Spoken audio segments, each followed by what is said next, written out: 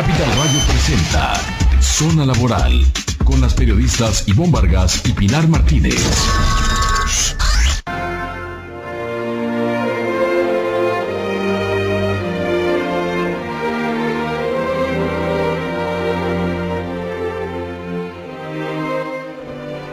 Buenas noches, ya estamos en Zona Laboral. Hola, buenas noches, Ivonne. 23 de mayo, qué rápido se va el tiempo. Pilar, buenas noches, ¿cómo estás?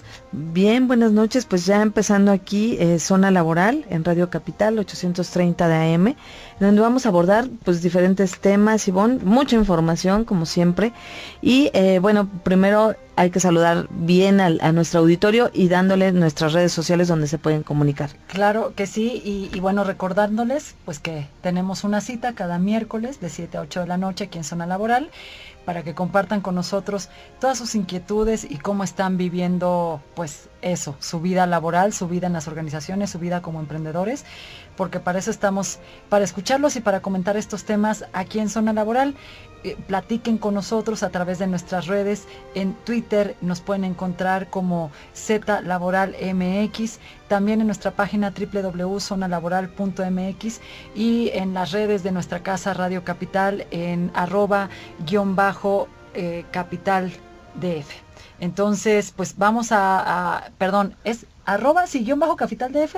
Sí. Vengo un poco como dormida, Pilar, se me hace que vamos a tener que empezar con la información fuerte para despertar, porque como que entre el tráfico y el calorcito, ya no son esos días de lluvia, vamos a ir despertando. Y cuéntenos a través de las redes sociales, precisamente, pues, qué está pasando en tema laboral.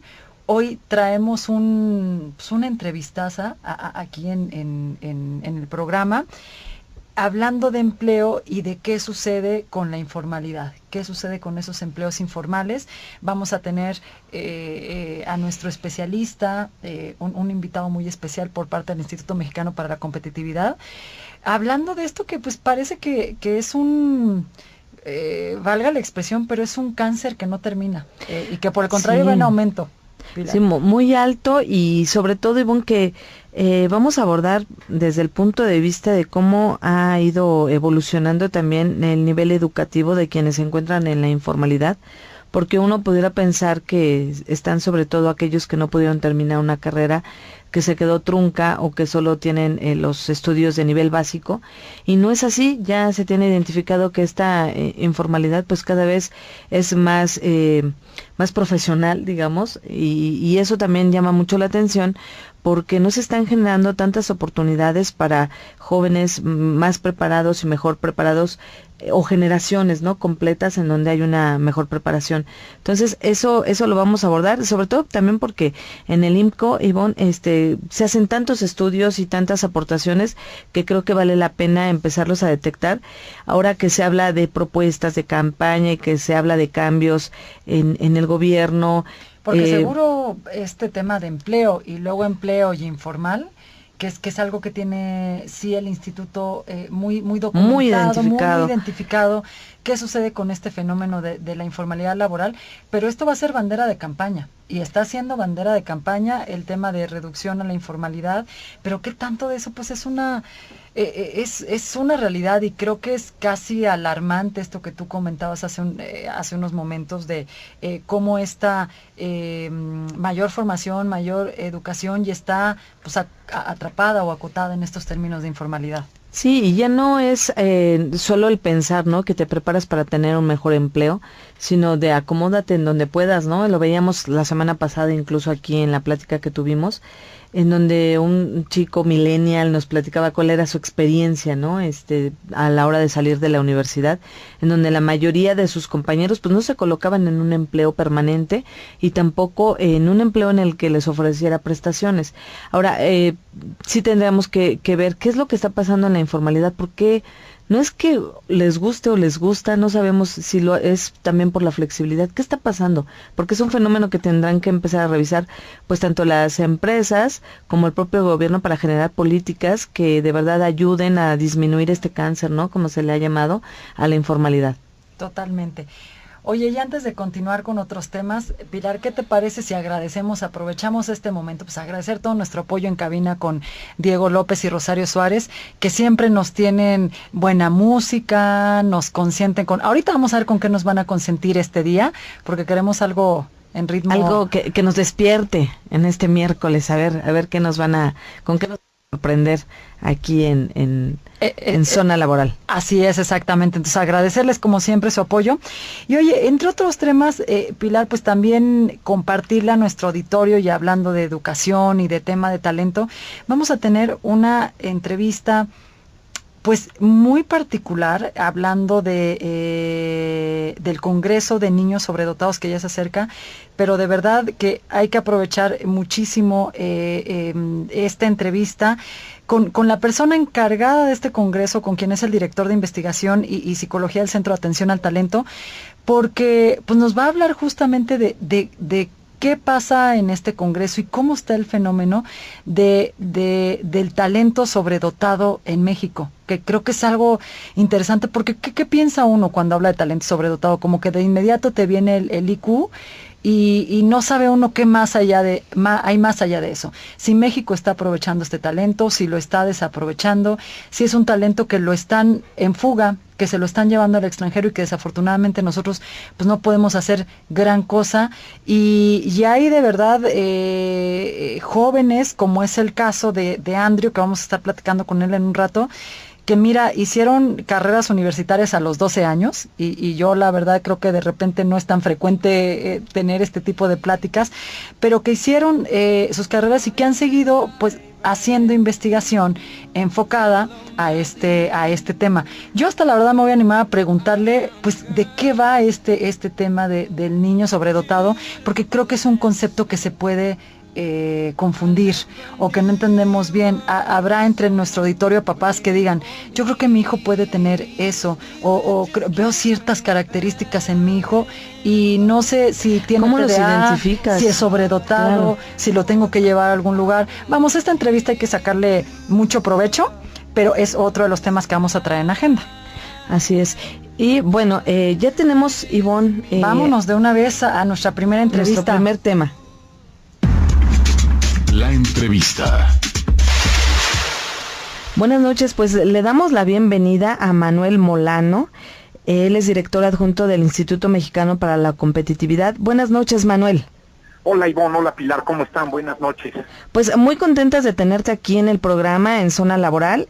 Pues estamos muy interesadas en platicar contigo a partir de un tuit que leímos por ahí, que tiene que ver con el tema de la informalidad y de qué nivel estamos hablando.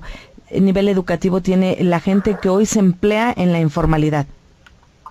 Pues mira, es una pregunta interesante. En realidad no tienes que ser alguien que tenga bajo nivel educativo para ser informal, pero lo que sí nos encontramos es que es mucho más probable que si tienes un bajo nivel educativo que seas informal. Así es, entre menos estudios tengas, con más facilidad te insertas en el mercado informal. Sí. O sea, ¿qué tal? ¿Cómo estás? Buenas noches, Manuel, te saluda Ivonne Vargas. Estoy bien, muchas gracias. Gracias. Mira, yo creo que es importante pensar en este tema como un tema de probabilidades. Sí es más probable que si tienes bajos niveles educativos, seas informal. La gente que terminó un doctorado tiene más o menos un 3% de probabilidad de ser informal, mientras que la gente que apenas tiene algún año cursado de primaria, probablemente tiene una probabilidad de 90% de estar en la informalidad. Esto se refleja normalmente en el salario, y usualmente lo que veías es que mientras más informales eran las personas, más baja la educación y más bajo era su salario. Eso pareciera que está cambiando. Esta gráfica, de la que menciona Pilar, muestra cómo se han ido juntando el nivel salarial de los trabajadores formales y de los trabajadores informales en México en el tiempo. Todo parece indicar que cada vez más es más cercano el salario de los formales y de los informales. Y pues hay varias cosas que pueden explicar este fenómeno. Una es bajo nivel de calidad de la educación. Si los trabajadores invierten en una educación que no les ayuda a elevar su productividad o a elevar la productividad del negocio en el que están, pues es muy posible que no puedan formalizarlos, ¿no? Que simplemente no den.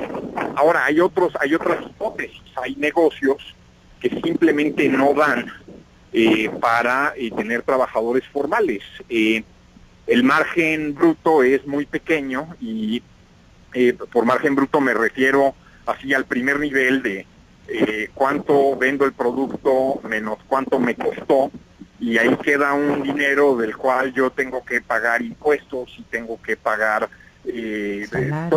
salarios ya ahí en teoría ya los pagué, pero y una serie de contribuciones y una serie de cosas.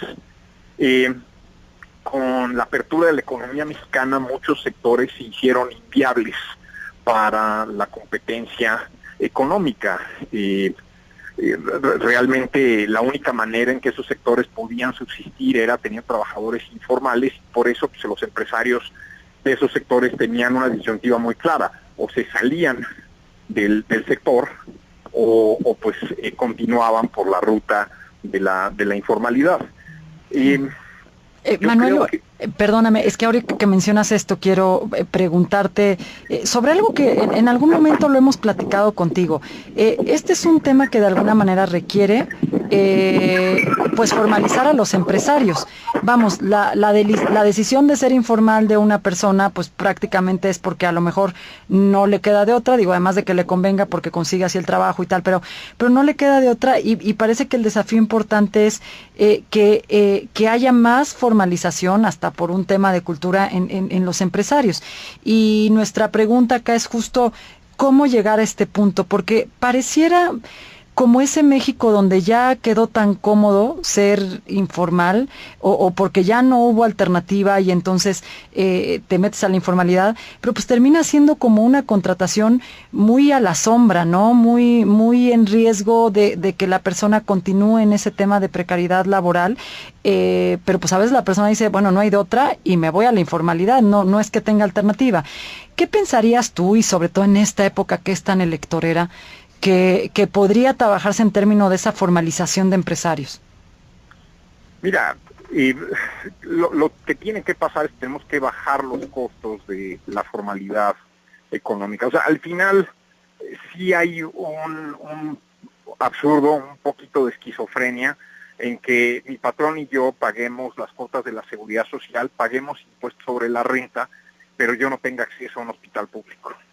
Que simplemente el tiempo de espera sea demasiado largo, o que lo que yo necesito no esté ahí, o que pues simplemente sea mucho más factible, si no quiero perder días haciendo fila y rogando y lidiando con burocracia, que me atienda yo en el sistema privado. Tendríamos que bajar los costos de esa formalidad. Una parte de la receta está ahí desde hace muchos años. Santiago Levy ha escrito varios libros al respecto, varios documentos al respecto, que es pasar esquemas de seguridad social de corte universal, que no dependan del estatus en el trabajo.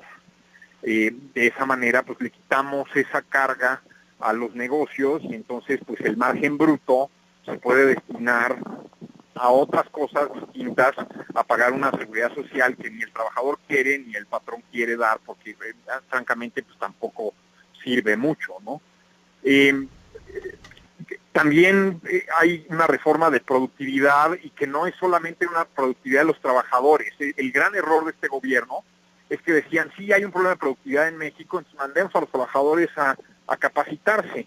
Yo tengo la hipótesis de que en México los trabajadores son relativamente productivos, de hecho probablemente el factor más productivo de la economía mexicana.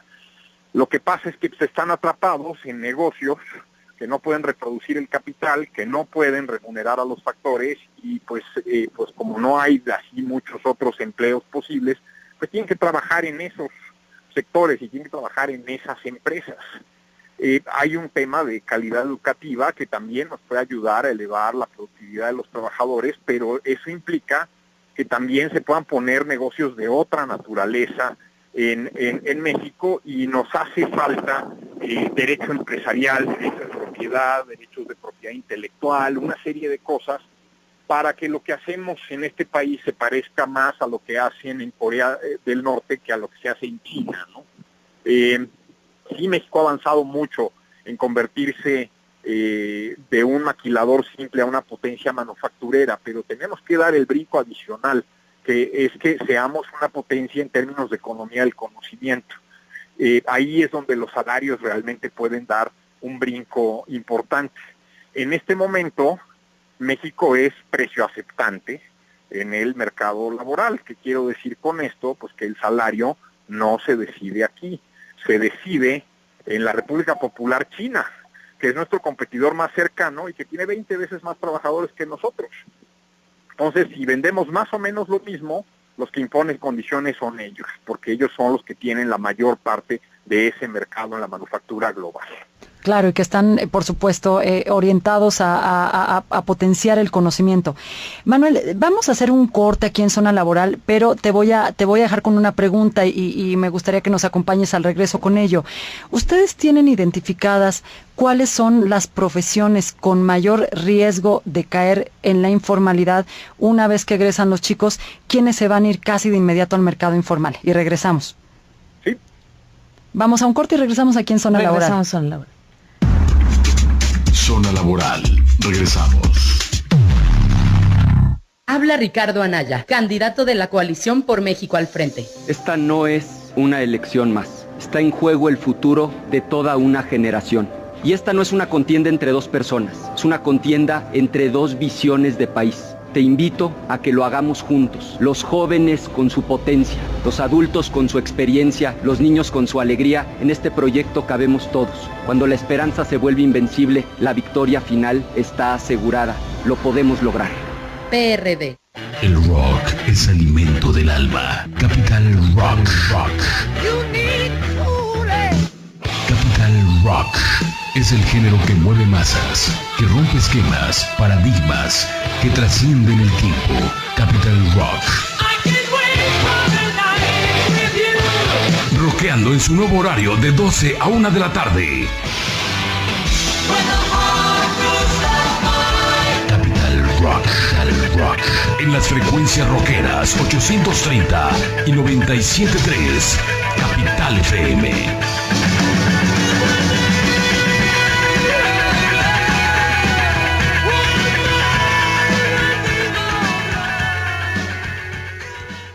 Cada día llegan más. Pues sí, desde que el gobierno le paga a los supermercados el transporte de la alimentación que no vendió, ahora nos traen mucho más comida. ¿No quiere que les ayudemos?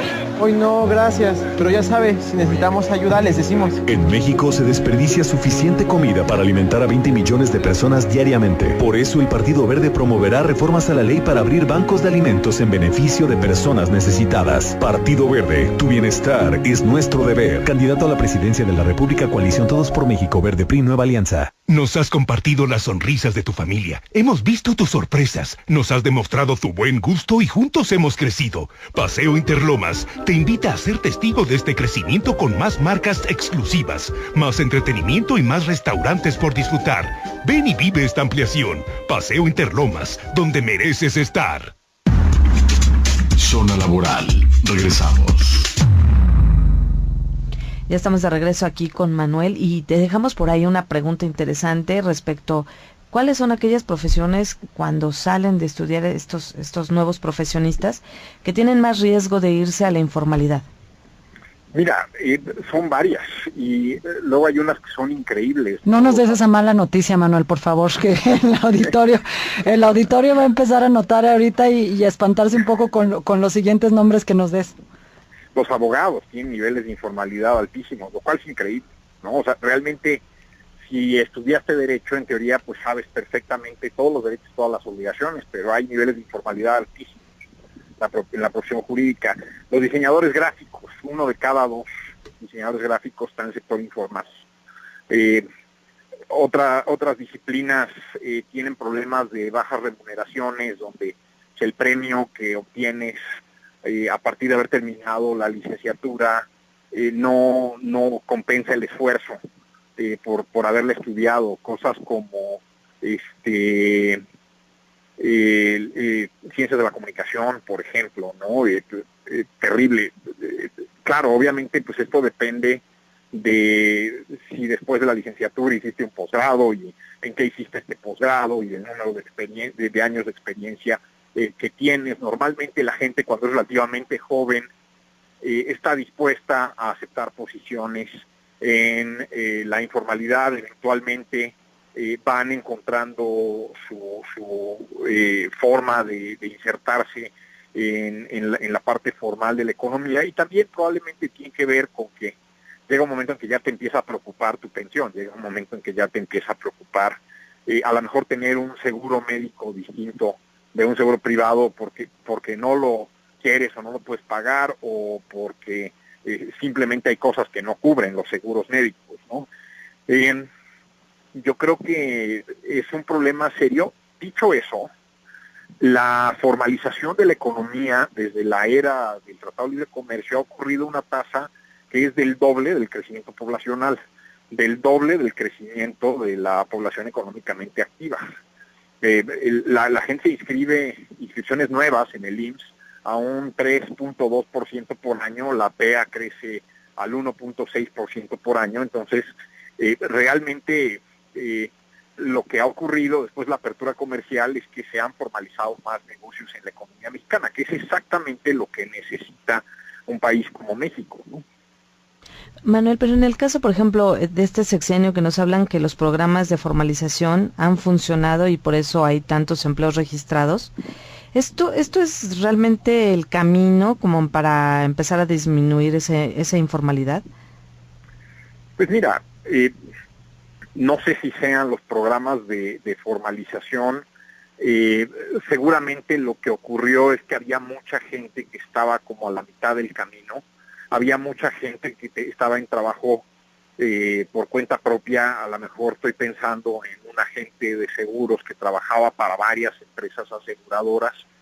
Ese agente de seguros paga sus impuestos, pero no necesariamente paga la seguridad social, y ninguno de sus patrones o de sus socios o de las empresas para las cuales vende seguros se hace cargo de su seguridad social. Simplemente decide ahorrarse esa parte. Últimamente con estos programas de formalización pues ya hay como una noción más clara de quién es el empleador principal, cuál es la fuente principal de los ingresos, quizás también un poco más de conciencia. A mí me tocó en algún momento hablar con los empresarios de Ciudad Juárez, ¿no? Y ellos empezaron a ver de repente que había mucha gente anciana en la pobreza buscando trabajos como ayudar a las personas a guardar las cosas del súper en la caja o a llevarlas al coche, y que ese tipo de trabajos pues tradicionalmente los habían tomado gente joven, y entonces vieron que había una competencia entre viejos y jóvenes por estos trabajos de relativa baja remuneración, y se dieron cuenta que pues no le alcanzaba a esta gente, pues porque no tenían una pensión suficiente, y no tenían una pensión suficiente porque durante muchos años se había subdeclarado las cuotas del IMSS, ¿no? Entonces al final las comunidades en ciertos lugares de México pues sí se van dando cuenta que esto tiene consecuencias de largo plazo, y creo que ya vamos en camino para que ya estas prácticas sean cada vez menos comunes.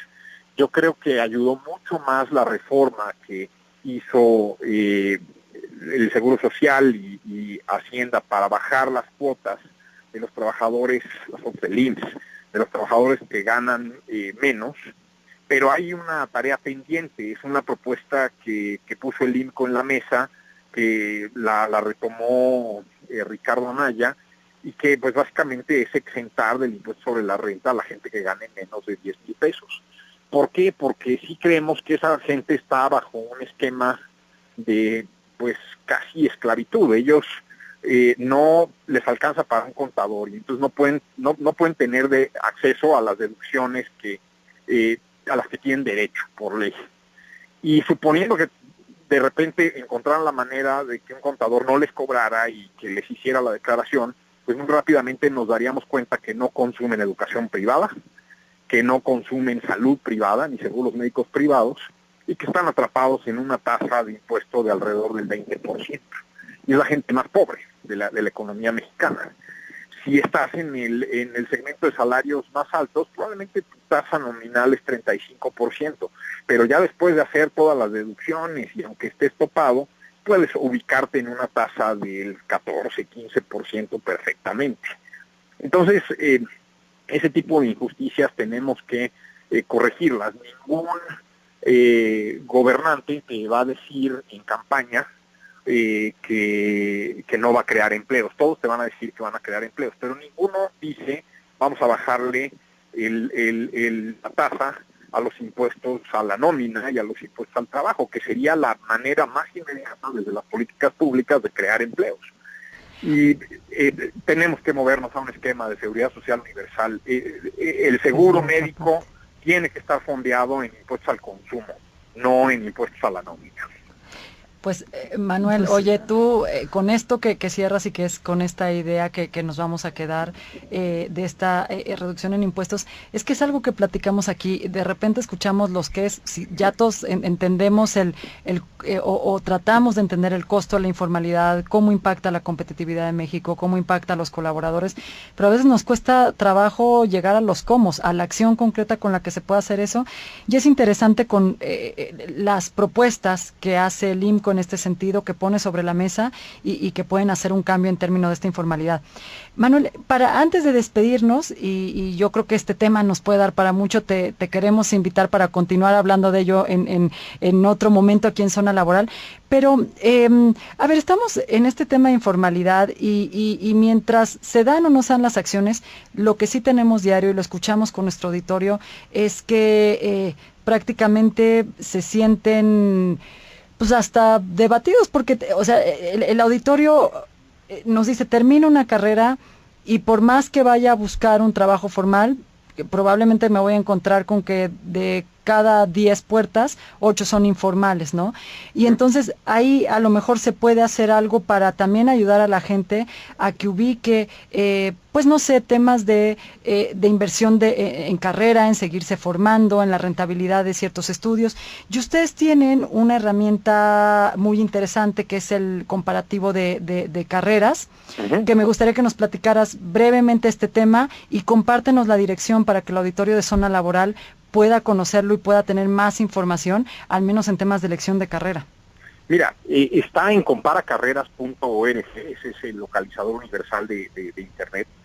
Y ahí en Comparacarreras básicamente lo que hicimos fue incluir las variables tanto del costo como del beneficio esperado a partir de datos del mercado laboral, de la Encuesta Nacional de Ocupación y Empleo, que resulta de estudiar distintas profesiones y distintas ocupaciones, ¿no? Es muy interesante porque normalmente los jóvenes estudiantes, por ejemplo, huyen a cualquier cosa que tenga matemáticas, ¿no? Porque yo no sé qué miedo nos inculcan en el sistema educativo al estudio de las matemáticas. Pues resulta que las profesiones que están ligadas a este tipo de cuestiones técnicas, científicas, pues resultan ser bastante rentables, ¿no? Un actuario, alguien que está en las ciencias estadísticas puede ganar mucho dinero. Son habilidades muy escasas y muy buscadas por las empresas. Y ahí tenemos otra serie de cuestiones que nos hemos ido encontrando en el camino. No solamente importan este tipo de habilidades duras como las cuantitativas y las de pensamiento científico, sino también hay otras cosas que son cruciales, como por ejemplo la inteligencia emocional, ¿no? La capacidad para trabajar en equipos, ¿no? Que pues luego parece mentira, ¿no? Que no son cosas por las cuales nos evalúen en un examen en la universidad, pero que a la hora del trabajo pues importan muchísimo.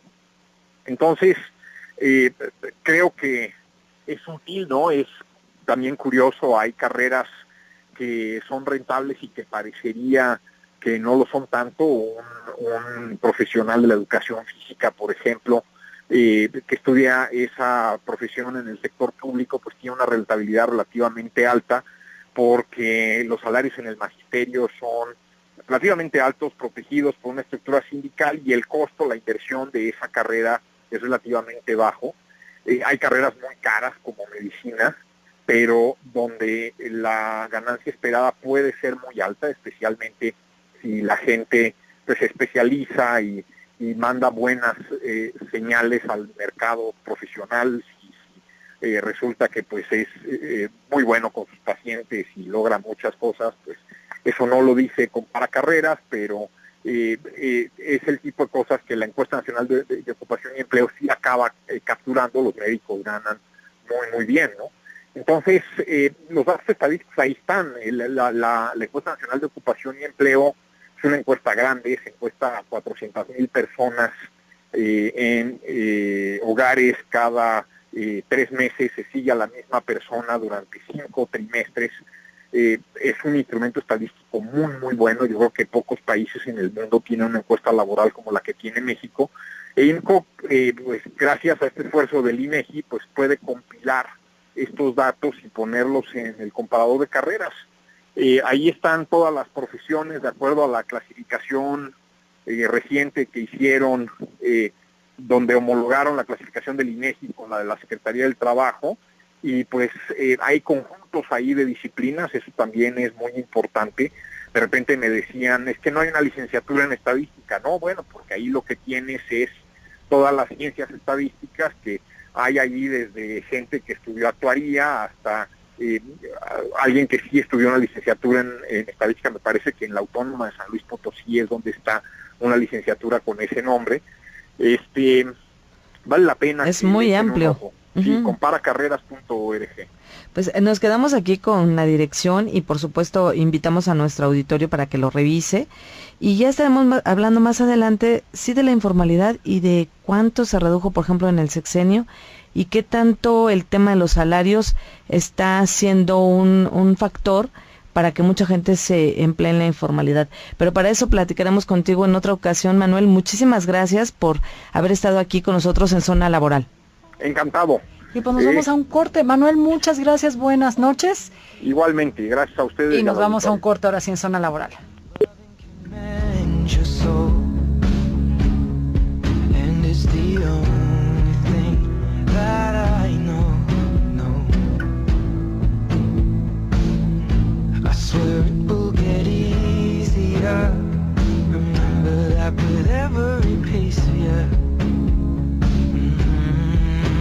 The only thing we take with us when we die.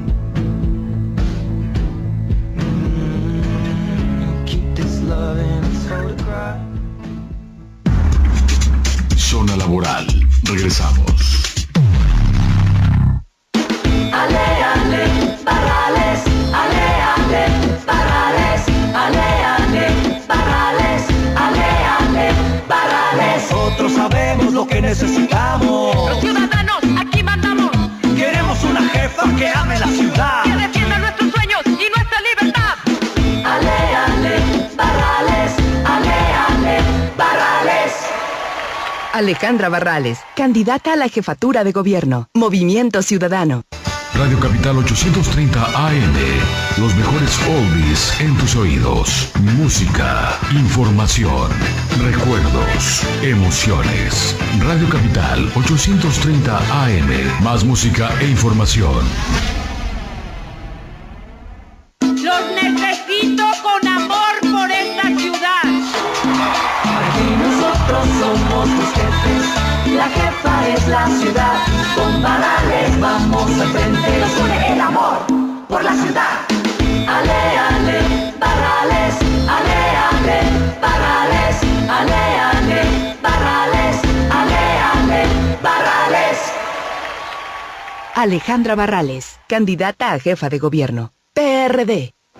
¡Corran! Liz y Tania se están peleando. Hay que entrarle para que Tania no se salga con la suya. Tómenle fotos para subirlas a la red, que sepan todos quién manda. Yo no le entro, y tú tampoco deberías. Mejor avísale a un maestro para que las detenga. El acoso escolar tiene muchas formas. El ciberacoso es una de ellas. No le entres. Infórmate www.gov.mx/Escuela Libre de Acoso. Denuncia 01800 1122 676. Secretaría de Educación Pública. Zona Laboral. Regresamos. La entrevista. Ya estamos de regreso en Zona Laboral este miércoles 23 de mayo y ya le habíamos adelantado a nuestro auditorio de Zona Laboral que hoy tenemos pues a un invitado muy especial que nos va a estar hablando de un tema que es bien interesante porque hay que saber cómo México está aprovechando el talento sobredotado, y para platicar sobre ello le agradezco muchísimo al doctor Andrew Almazán Anaya, quien es director de Investigación y Psicología del Centro de Atención al Talento, que nos platique de este tema. Y antes de entrar con Andrew, nada más déjenme comentarles que Andrew es precisamente pues un gran ejemplo de este talento sobredotado. Él a los 12 años prácticamente inició la vida universitaria estudiando 2 carreras, una que es medicina y la otra es psicología, y prácticamente se convirtió en el universitario más joven en el país, y hoy está haciendo pues muchísimo trabajo en términos de impulsar y de trabajar con la población de sobredotados. Ya hablaremos de un congreso que tienen en puerta. ¿Cómo estás, Andrew? Buenas noches. Muy bien, buenas noches, ¿cómo estás? Gracias, Andrew, muy bien, y te agradezco que platiques con el auditorio de Zona Laboral. Pues mira, Andrew, para nosotros este es un tema que inclusive el auditorio así nos lo ha manifestado, muy interesante, porque en este tema de la población sobredotada suele haber confusiones. A veces el propio padre de familia no entiende si su hijo es sobredotado o si tiene alguna otra característica, y pues por ahí probablemente estaríamos perdiendo a una población que le puede dar a México competitividad, que puede desarrollarse, vamos, en muchas industrias y aspectos punteros para México, pero que probablemente ese talento está en el extranjero o se lo están llevando o está fugando ese talento. Así que de entrada la pregunta es, ¿qué entendemos por un talento sobredotado? ¿Cuál es este coeficiente que debe tener? Y por ahí pues también si México está aprovechando o desaprovechando este talento. Bueno, la sobredotación intelectual, incluso, bueno, previamente era llamada genialidad o niños genio, que bueno, ya la palabra oficial ahora es niños sobredotados o sobredotación intelectual, se define como una mayor inteligencia al promedio, que cuando se mide por medio de pruebas de IQ o coeficiente intelectual, supera los 130 puntos. Ese es el criterio universal de la Organización Mundial de la Salud, que afortunadamente ya en México el año pasado ya también ya se maneja como criterio oficial. Y estos niños que bueno, tienen más inteligencia que el promedio, pero también requieren necesidades educativas especiales, que en la escuela se empiezan a aburrir, son problemas incluso de, no solamente de que se aburren, sino que hay hiperactividad, son rechazados por una escuela, con el bullying, que por sí es un problema en México, que también lo llegan a sufrir. Y es muy común que esos niños sean confundidos y mal diagnosticados con déficit de atención, TDAH, con Asperger, con autismo, o realmente son niños más talentosos, pero que no se adaptan al sistema tradicional. Y bueno, México sí ha estado perdiendo parte de ese talento, porque los niños, eso se tiene que nacer con el sobredotación por grado genético. Aproximadamente 3% de la población debería tener sobredotación intelectual. Pero luego muchos se pierden en el camino, porque nacer con esa inteligencia superior no es garantía de desarrollarla, es como un talento deportivo, porque tiene un ambiente idóneo. Y la inteligencia que uno utiliza se termina perdiendo por atrofia. Andrew, perdóname, voy a interrumpirte un segundito, nada más para que nos apoyes a separarte un poquito del micrófono, de tu micrófono, del teléfono, para que el auditorio de Zona Laboral te escuche mejor. ¿Ahí se escucha mejor? Ahí está, muy bien. Ahí estamos. Perfecto. Entonces nos decías que es un talento que sucede como, ahí está, pero tiene que ser desarrollado, como tener un talento para una actividad deportiva. Sí, eso es una capacidad mayor al promedio, y esto indica que, bueno, depende del ambiente. Entonces, en un ambiente favorable, incluso la sobredotación puede detectarse a partir de los 2 años cumplidos, que es lo ideal.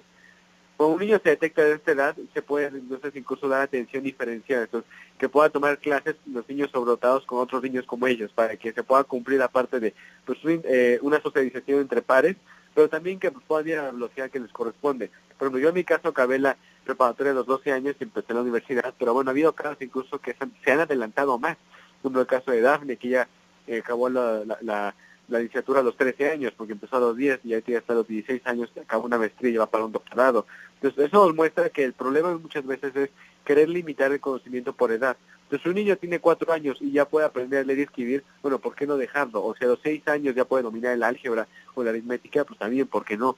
Y el problema surge a veces con los mitos que existen acerca de la infancia, de que como todo es un proceso, que tienen que cumplirse fechas. Cuando los niños sobredotados se rompen esos paradigmas.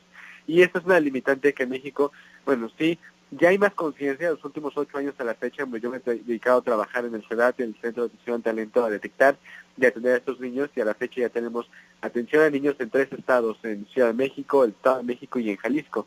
Pero todavía falta mucho por hacer, porque a la fecha hemos detectado 8,000 casos, pero se estima que debe haber todavía 1 millón de niños sin detectar.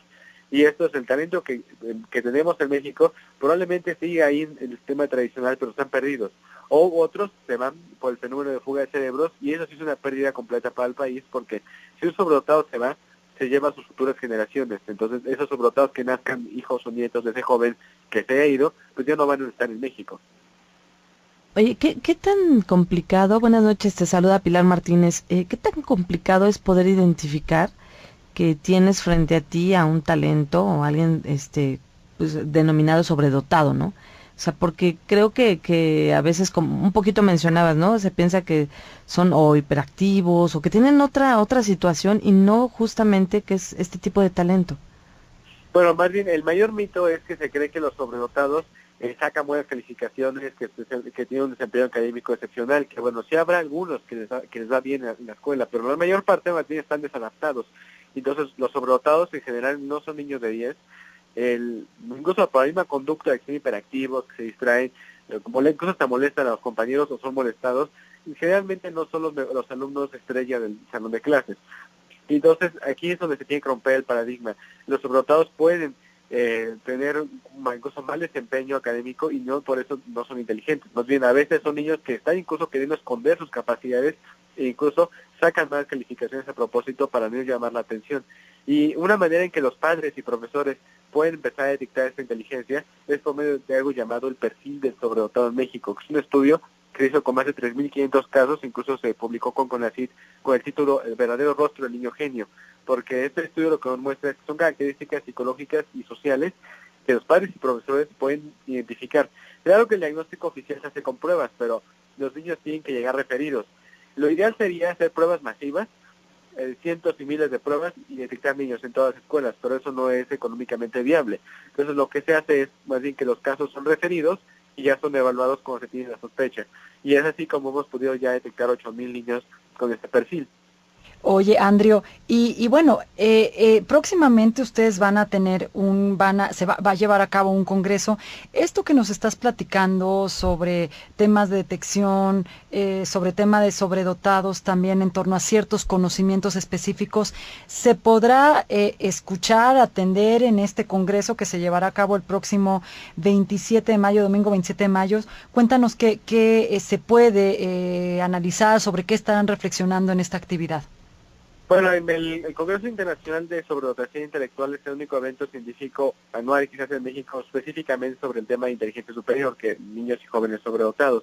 Porque en muchas ocasiones se hablaba de sobredotación, pero como algo adicional en alguna área educativa o psicológica, pero realmente el tema de sobredotación tiene varias facetas interesantes. No solamente la educación, es la detección, la parte psicológica, los efectos sociales y económicos de los sobredotados. Y este año, por ejemplo, vamos a introducir el tema de emprendurismo, de negocios, desde cómo los sobredotados pueden contribuir hacia el país, no solamente descubriendo una cura o hacer un cierto invento, sino también pues quizá crear una empresa nueva en un área que quizá antes se desconocía, y eso incluso los ponentes, por ahí siempre traemos gente del extranjero y como también ponentes nacionales que hablen de estos temas.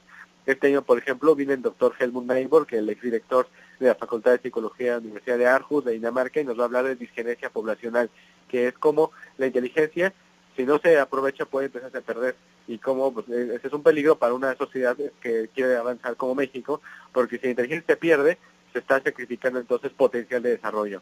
Otras personas como el doctor Jonathan White, profesor de la Universidad de Duke, de Estados Unidos, va a hablar más bien de por qué la educación de sobredotados debe importarle a la comunidad en general, de por qué no solamente es una educación para un pequeño sector de la población, sino cómo eso tiene un impacto hacia todos.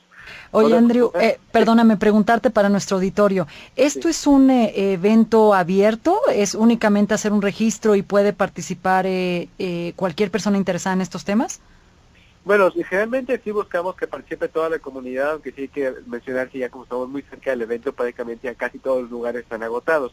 Pero sí, en el Congreso, lo primero que buscamos que entren son niños sobredotados, y eso parece interesante, porque sí, bueno, va dirigido a padres, profesores, autoridades, pues incluso siempre en el Congreso hay autoridades federales y estatales que acuden también para ver qué es lo que se ha avanzado en otros países que en México, pero sí incluso buscamos que vayan, por ejemplo, niños, que sean sobredotados para que vean que esta comunidad existe, que está creciendo, pero también hay niños que, por ejemplo, más de 100 niños van a presentar carteles científicos y poneres orales de temas científicos selectos, pero lo importante es que ya los niños ya pueden participar también en congresos.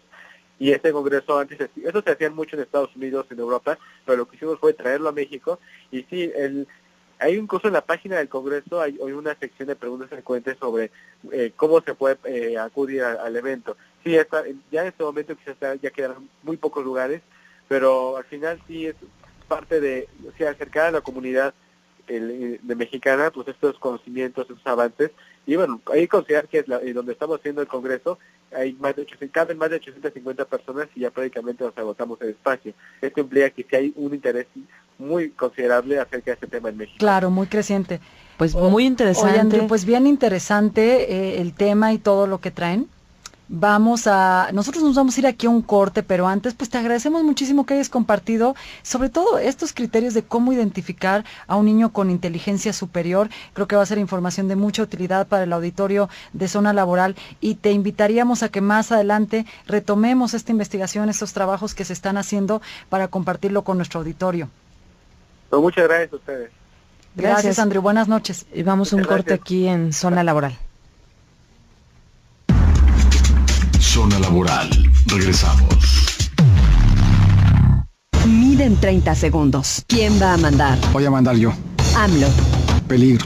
¿Por qué votaría por ti? Soy muy bueno, estoy preparado, soy confiable, he dado resultados y te voy a cumplir. Las amenazas de Trump. Ofende, lastima. ¿Quién lo va a frenar? Yo mero. ¿Qué te emociona? Me emociona pensar en el futuro que tiene nuestro país. Has adelgazado. He bajado 8 kilos, la campaña en flaca. ¿Y las encuestas? Voy a ganar la elección. Vota por MID. Candidato por la coalición Todos por México. PRI. Mi nombre es Abraham Platas Yarzábal. No te das cuenta que tienes un problema de adicción al alcohol, ¿no? O sea, sentía que todas las personas se emborrachaban como yo, consumían como yo. Ya nada me satisfacía. Yo ya estaba vomitando sangre, estaba muy debajo de mi peso. Perdí mi integridad, perdí mi persona. El consumo excesivo de alcohol no es un juego. No empieces este camino. Acércate. Llama al 01800-911-2000 o visita www.gov.mx/salud/Conadic.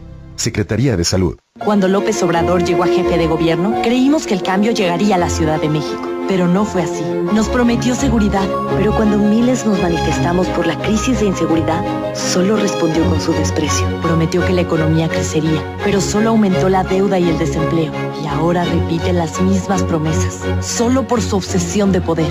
López Obrador ya gobernó, y gobernó mal. Conoce la verdad en hablemosdefrente.mx. Vota por los candidatos a diputados y senadores del PAN. DogYou es la app que le da voz a tu peludo. Puedes crear hasta 5 perfiles, obtener apoyo médico 24/7, sacarlo a pasear y registrar su actividad, solicitar u ofrecer servicios. DogYou, la app que le da voz a tu peludo. Descárgala ya. Zona Laboral.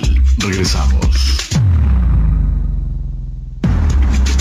La entrevista.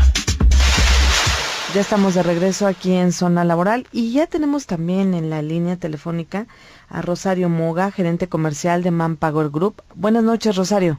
Hola, ¿cómo están? Buenas noches. Pues mira, aquí te ponemos un poquito del contexto que hemos estado platicando con nuestro auditorio. Hemos estado viendo un tema pues que se ha convertido en un cáncer aquí en nuestro país, que tiene que ver con la informalidad. Y justo contigo queremos platicar sobre cómo aprovechar cómo destacar en las entrevistas de trabajo para lograr tener un empleo formal y no ser o no tener que estar en la informalidad, sobre todo también en profesiones, nos mencionaba uno de nuestros entrevistados, que cada vez son mayores, como por ejemplo los abogados o los diseñadores, que cada vez se emplean más en la informalidad. Entonces, nos gustaría contigo platicar este tema de qué hacer, cómo resaltar en una entrevista. Ok, bueno, pues buenas noches. La verdad es que ahorita que me comentas esto de los diseñadores o los abogados, de entrada a mí no me gustaría etiquetar por profesión, ¿no? Sí, porque me parece que cada una de las profesiones tiene sus características propias.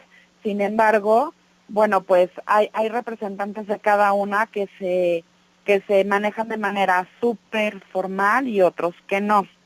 Ajá, entonces, bueno, de entrada yo no diría los abogados, los diseñadores, yo diría que la informalidad está en todas las personas, en todas las profesiones habidas y por haber. Pero yo recomiendo, para prepararse para una entrevista formal de trabajo y dar justo una imagen profesional y aceptable para los reclutadores, bueno, antes que nada necesitamos conocer muy bien qué es lo que somos y qué podemos ofrecer, ¿no? Ya con esto, hecho mediante el currículum y teniendo como muy claro qué compromisos podemos generar, qué experiencia tenemos, qué logros hemos tenido, ya podemos entonces salir a ofertarnos al mercado, ¿no? Al salir a ofertarnos al mercado, bueno, pues necesitamos conocer qué mercado estamos tocando, qué empresas estamos tocando. ¿Qué sugiero para conocer qué empresas estamos tocando? Bueno, revisemos en internet datos importantes de la empresa, busquemos en nuestras redes sociales contactos que trabajen en esa empresa y que nos puedan dar alguna recomendación, algún punto de vista sobre la empresa, y de esta manera ya poder saber cómo es la estrategia correcta para llegar a esta empresa. ¿Ya qué me refiero con la estrategia correcta? Bueno, de inicio yo te diría que tenemos que saber cómo tenemos que presentarnos. El código de vestimenta en las empresas. Hoy por hoy ha cambiado muchísimo. Hay empresas de tecnología, por ejemplo, que de hecho si vamos vestidos con traje sastre o con un traje y corbata, definitivamente no encajamos con la cultura de la empresa, ¿no? O, por ejemplo, instituciones financieras en las que si vamos como hombres con un pantalón y un saco sin corbata, también estamos fuera de la cultura organizacional de la empresa. Entonces, este tipo de cosas son las que tenemos que preparar previo a una entrevista, ¿sí? Rosario, buenas noches, perdóname, vamos a hacer aquí un paréntesis. Te saludo, Ivonne Vargas, ¿cómo estás? Muy bien, gracias, Ivonne. Ahorita que hablabas sobre este trabajo que tenemos que hacer cuando uno busca el trabajo y luego va a las entrevistas, que es prepararte, conocer de la empresa, entender cómo son sus códigos. Hay una pregunta frecuente en nuestro auditorio y es, en la entrevista, ¿es importante debatir o querer negociar o poner el tema de salario, sacarlo del sueldo, sacarlo en ese momento? Pero probablemente en la entrevista habrá una pregunta relacionada a cuánto te gustaría o cómo considerarías que debe ser tu percepción, y eso como que es algo que descuadra al candidato. Coincido totalmente contigo, me parece que no debe ir en este momento. Tú vas a la entrevista a venderte, a dar a conocer tus logros, los compromisos que puedes generar, tus alcances, tu experiencia y demás. Por supuesto que siempre surge la pregunta, ¿a cuánto ascienden tus pretensiones económicas? Entonces das el dato. Sin embargo, habrá otro momento posterior a la entrevista que sea el de la oferta laboral como tal, ¿no? Y es ahí donde se debe discutir sobre la oferta económica. Sin embargo, en la entrevista, salvo que el reclutador te diga, oye, ¿estás dispuesto a negociar porque fíjate que nuestro presupuesto está por debajo? O el salario sí lo tenemos muy similar, pero las prestaciones no o así, es ahí donde entonces ya empiezas a entrar a detalle. Sin embargo, en la primera entrevista no es recomendable. Oye, Rosario, y bueno, siempre es justo, es un tema controversial, y el otro tema controversial puede ser ¿qué tanto dice nuestra comunicación no verbal durante la entrevista? Es otro punto que nos preguntan mucho. Bueno, en una entrevista, pues a lo mejor yo voy, escucho la propuesta, pero hay candidatos que permanecen en silencio todo el tiempo o no generan preguntas interesantes y además no cuidan esa comunicación no verbal. ¿Qué peso tiene esto en una entrevista de trabajo? No, tiene muchísimo peso. Yo te puedo decir que los reclutadores nos fijamos muchísimo en el lenguaje corporal, por ejemplo, y tips, ¿no?, básicos para una entrevista. No poner las manos sobre el escritorio o que estén visibles, ¿no? Necesitamos siempre que estén visibles. Lo ideal es que si hay una mesa, las pongan sobre la mesa, no que estén con los brazos cruzados o metidos en bolsas. Ajá. Otro tip súper importante es siempre mirar a los ojos, no esconder la mirada. Tenemos que encontrar ese punto con el reclutador donde podamos ser como dar el mensaje de tener una comunicación honesta con ellos, ¿no? Esos son tips que yo les puedo dar respecto al lenguaje corporal. Rosario, pues sin duda nos has dejado con mucha tela, casi de, como dicen coloquialmente, de dónde cortar para las entrevistas, porque seguramente para nuestro auditorio estarán tomando nota de estas recomendaciones muy prácticas que nos das de cómo enfrentar una entrevista de trabajo. Nos encantaría que en el futuro pues te tengamos hasta aquí en cabina, podamos extendernos en este tema de cómo destacar en una entrevista de trabajo, y te agradecemos muchísimo que hayas platicado con el auditorio de Zona Laboral. Ay, muchísimas gracias, yo encantada, que estén muy bien. Gracias, buenas Rosario, noches. Buenas noches. Gracias, bye. Pues sí, bueno, empezamos a hablar del tema de la informalidad y cómo volvernos trabajadores formales. Fíjate cómo nos fuimos entre eso y luego qué hacer, porque ya también si el trabajo formal, si los proyectos son inclusive tan competidos, ¿no? Tan buscados, de sí tratar de llegar a esta propuesta formal. Sabemos, auditorio, que sí suena a veces como algo muy complicado, como que uno estuviera condenado a llegar a la informalidad, pero también hay trabajos, hay proyectos formales con todas las prestaciones, y lo importante es saber brillar cuando se presenta una oportunidad de este tipo, y pues esperamos que estas recomendaciones que les hemos platicado y que platicaron aquí nuestros especialistas pues sean de bastante utilidad. Y ya casi estamos cerrando el día de hoy, Pilar. Sí, sin antes comentar, Ivonne, que pues bueno, la informalidad en los últimos 6 años ha disminuido 3 puntos porcentuales, estaba en 60%, había una mayoría de trabajadores en la informalidad, hoy está en 57% de la población económicamente activa. Bueno, y es algo como dicen por ahí, se frenó esa tendencia que iba a la alza en el tema de la informalidad. Sin embargo, creo que como nos lo han comentado aquí en diversas ocasiones, todavía hay mucho por hacer en la informalidad y buscando esquemas, porque no solo se trata de hacer inspecciones como lo que se ha hecho últimamente y donde se refleja un mayor número de empleos, por ejemplo, registrados en el Seguro Social, sino también esquemas que permitan que de verdad se incorporen a la formalidad tanto empresas como los trabajadores. Es todo un reto, pero por supuesto, y no nos vamos a cansar aquí en Zona Laboral de estar platicando de este tema, porque queremos que el auditorio que nos escuche esté contratado y esté contratado en una actividad formal. Y ya nada más platicarle aquí al auditorio que mañana se va ya rumbo a Ginebra la delegación de México, conformada por patrones, obreros o trabajadores y el gobierno, a participar en la 107 reunión de la Organización Internacional del Trabajo, donde participan pues todos los países miembros, digamos, y ahí se analizan los temas que están preocupando en el futuro del trabajo y que están preocupando para llevarnos a tener trabajos decentes en todos estos países. Vamos a ver hasta que nos platiquen de cómo les fue esta delegación. Y para despedirnos, las personas que estén interesadas en conocer más sobre la inteligencia superior, sobre dotados, denle un vistazo a la página www.cedat.com.mx. Ahí van a encontrar más información, posibilidades de diagnósticos, entender más de este tema. Y Así se nos es. acabó el tiempo. Se nos acabó el tiempo aquí en Zona Laboral y nos escuchamos el próximo miércoles. Así Ivonne. es, buenas noches a todo nuestro auditorio. Buenas Gracias, noches. Pilar, nos escuchamos el próximo miércoles.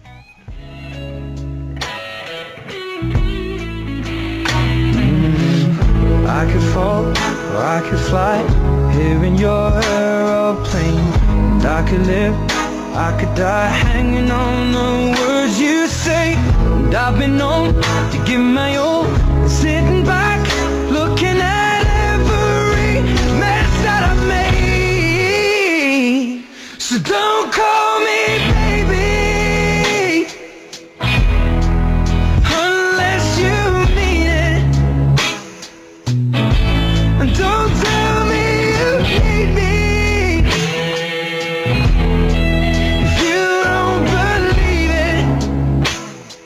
Let me know the truth before I die. Capital Radio presentó Zona Laboral con las periodistas Ivonne Vargas y Pilar Martínez. Hasta la próxima.